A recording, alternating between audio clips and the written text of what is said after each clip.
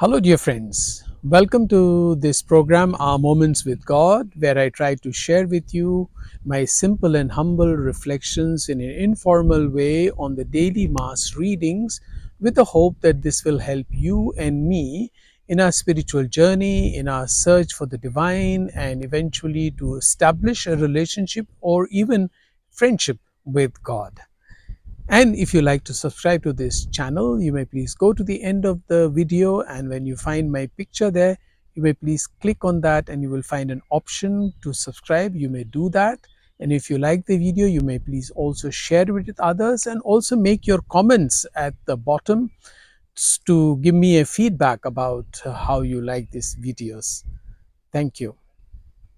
As you see, today I have come outside again, though it is a bit windy, as you see, and the camera may shake a bit, and please tolerate that, because I wanted to come out in this beautiful scenario, because the first reading is very interesting. It is a bit long reading from the first book of First Kings.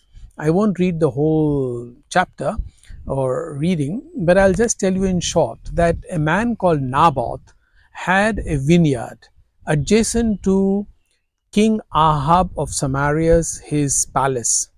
And King Ahab had an eye on this vineyard and asked Naboth to sell him this vineyard, and he will give him another place or money for it. But Naboth was very particular about his ancestral property, so he didn't want to give it away.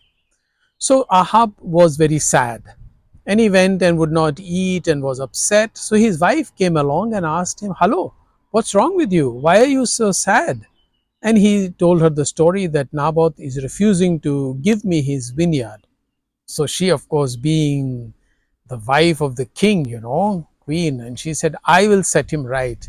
You don't worry. You are a stupid king, actually, or in such terms."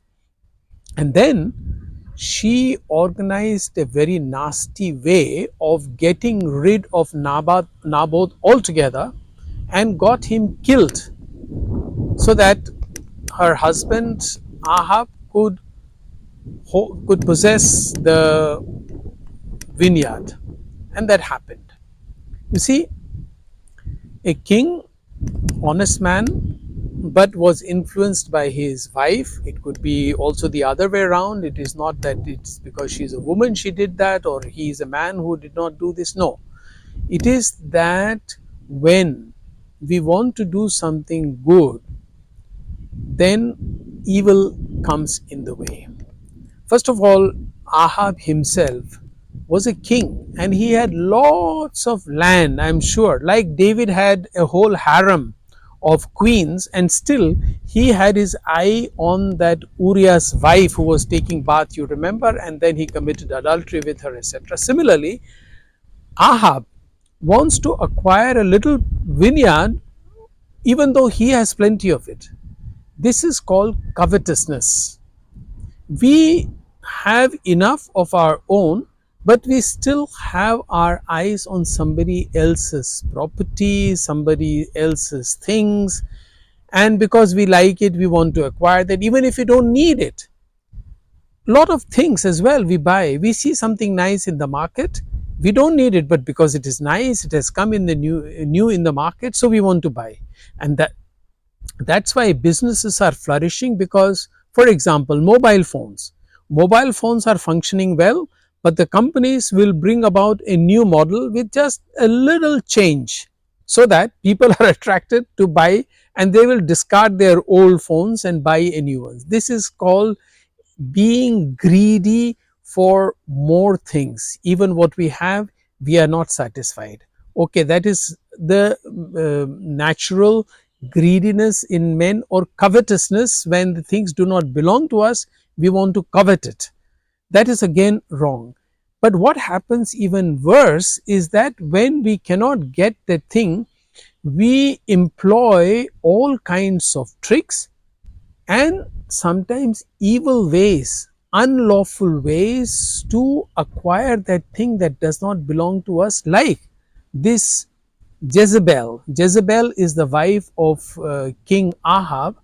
She employs a completely unethical and immoral way of acquiring the land by simply getting Naboth killed. Is that worth killing somebody in order to get your land? But this is, of course, an extreme case of killing. But this is something that happens in all of us, that we are greedy for things, we are covetous for things, we want to acquire things which we do not need, and it can go on and on. And that's why Jesus in the gospel has been saying, as last week too, he has been saying today again. Jesus said to his disciples, this is from the gospel of Matthew chapter 5, you have heard that it was said, an eye for an eye and a tooth for a tooth. But I say to you, offer no resistance to one who is evil. When someone strikes you on your right cheek, turn the other one to him as well. If anyone wants to go to law with you over your tunic, hand him over your cloak as well. Should anyone press you into service for 1 mile, go with him for 2 miles. Give to the one who asks of you, and do not turn your back on one who wants to borrow. Of course, if you take it in a simplistic way, you could say that Ahab wanted to get the vineyard of Naboth. Naboth could have said, okay, take it, offer no resistance. But you see, Jesus said, offer no resistance to evil. Ahab was not being evil, he was just asking. But even then, we sometimes are so possessive of our things which are not useful to us.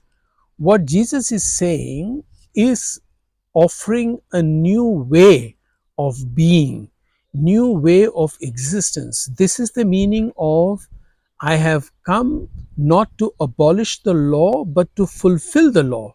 The law was an eye for an eye and a tooth for a tooth, but I say to you, offer no resistance. So this was the law before, I am giving you a new law. And here, very interestingly, what Jesus, there in the Old Testament, Jezebel and Ahab are trying to acquire somebody else's property. What Jesus is saying, if somebody wants to uh, go to the court over your tunic, hand him your cloak as well. Give him away, give it away. Why should you go to the court and have all these things fought in the court, etc.? Jesus is offering a new way of being in peace. Of course, he also in other ways, as you know very well, he also resisted evil, he also resisted falsehood, he also resisted lies and persecution, and he was always on the side of the poor. Therefore, when Jesus says, it was told to you like this, but I tell you this, then let us try to follow that, so that we may walk on the path of Jesus and be close to him. And if you would like to subscribe to this channel, you may do it now. And I thank you very much and wish you all the very best. Thank you.